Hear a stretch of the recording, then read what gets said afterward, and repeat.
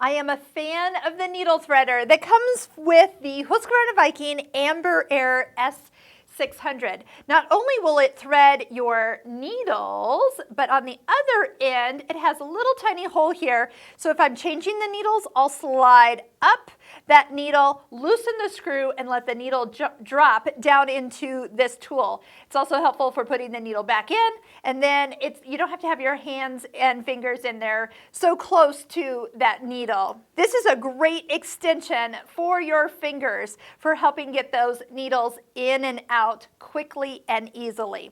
So on a needle threader, so first off, how does this actually work? You're going to see that when I push it open, you're going to see like a little tongue kind of slide out there, and that's the part that's going to push the thread through the needle eye.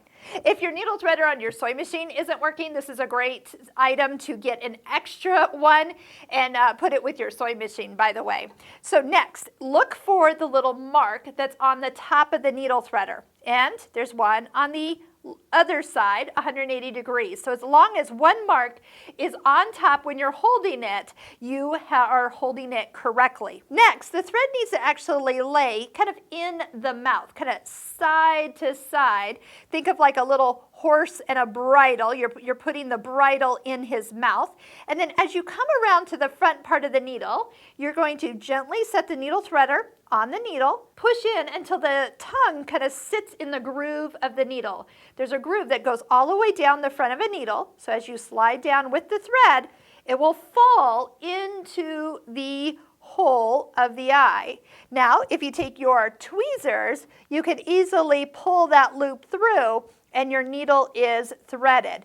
Give that a couple tries so you really get the feel of it, but just make sure the mark is always on top.